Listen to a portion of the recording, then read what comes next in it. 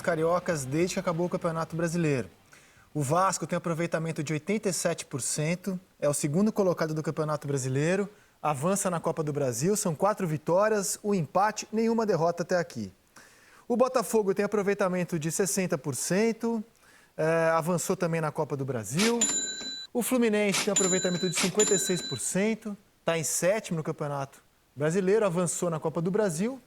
E o Flamengo, o grande time do Brasil em 2019, o atual campeão estadual, de todos os times do Rio, é aquele que tem o aproveitamento menor hoje. Ô Galvão, como é que você está vendo esse cenário do Flamengo tendo dificuldades e os demais vivendo um astral que pelo menos eu não esperava ver nesse momento do ano?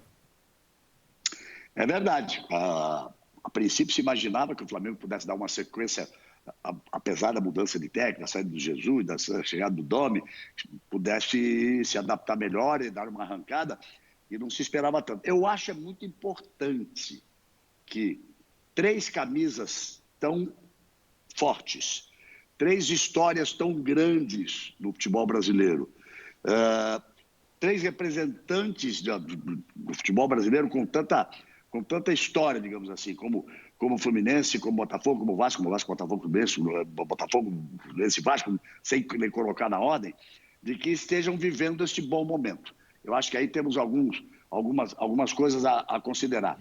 O Vasco passa por um momento muito difícil, um momento financeiro, mas a chegada do Ramon, com a história que ele tem no clube, talvez por não se esperar demais, tem muita pressão em cima, né? Pôde realizar um trabalho muito bem feito, com os argentinos por ali, com bons jogadores.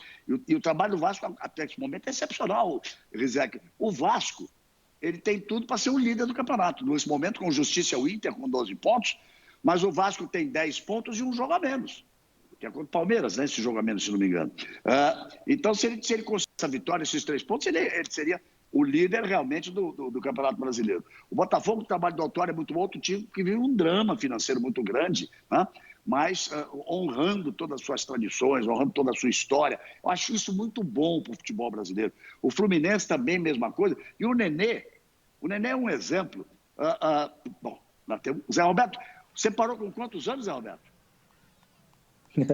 Eu parei com 43, Galvão, 2017. 43. O Nenê está caminhando para isso, está com 39. E é o principal jogador do Fluminense, metendo gols, artilheiro do campeonato. E para quem conhece, o Zé Roberto sabe como foi a vida dele, sempre muito profissional, muito voltado para o esporte, aquilo que ele fazia. Eu conheço o Nenê muito bem, fui vizinho dele durante alguns anos, quando ele jogava na Europa. E eu sei que o Nenê é um jogador voltado para o trabalho, é um jogador que ele não bebe, não tem noitadas, não tem isso. Então ele está aí com 39 anos jogando uma barbaridade. Acho tudo isso muito bacana. O Flamengo é um outro processo diferente. Eu acho que o Flamengo está diretamente... o momento do Flamengo está diretamente ligado às atitudes da direção do Flamengo. Forçaram demais a barra para o retorno do Campeonato Carioca. Imaginavam um torneio que seria jogado em Brasília, que, se não me engano, os participantes já estavam até acertados, seria Flamengo, Vasco, Goiás e Atlético Goianiense. Acaba não acontecendo, com a companhia, acaba não acontecendo esse torneio. O Flamengo ficou 28 dias ou 29 dias, Paulo César deve saber esse número exato, sem jogar. 28. Perdeu o ritmo. O contrato, para mim, com o Mister, foi mal feito, porque tinha que ser um contrato que forçasse a levá-lo por multa contratual, até por peso de multa, para a janela de meio de ano da Europa, não para essa janela agora. Aí também veio um erro da condução anterior, porque o Mister não deixava ninguém acompanhar. A comissão técnica dele, ninguém podia acompanhar, e o Flamengo ficou da saída do Jesus. Trabalho maravilhoso que fez o Jesus. Mas a importância da conquista dele no Flamengo é a maior da história da carreira dele.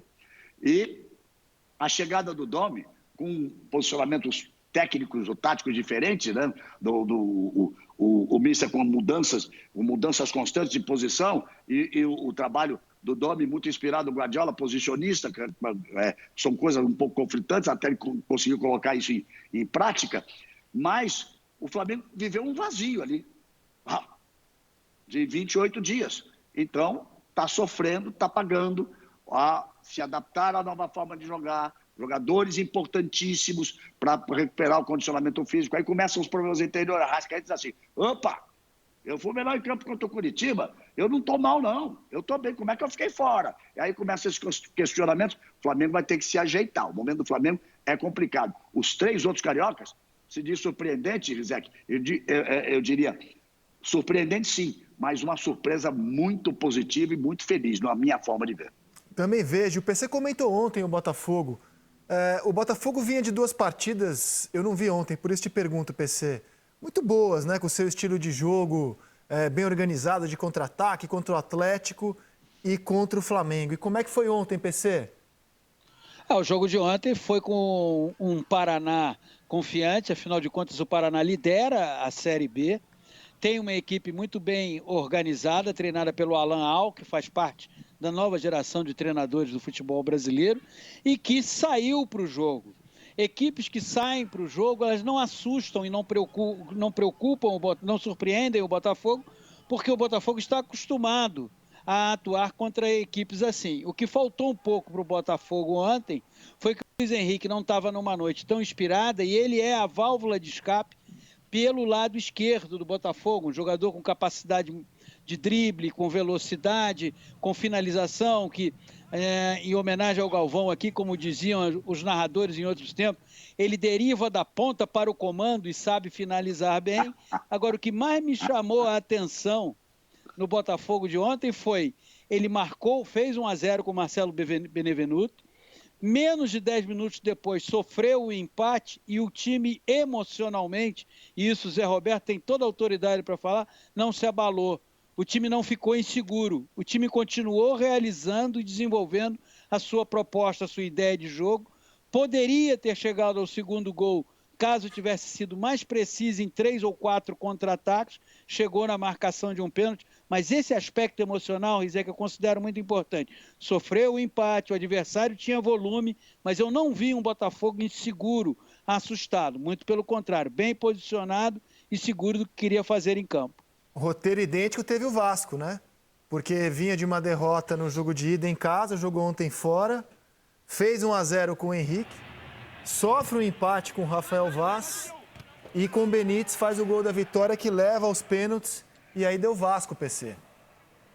Pois é, eu faria uma observação muito interessante na minha visão sobre quem está à beira de campo.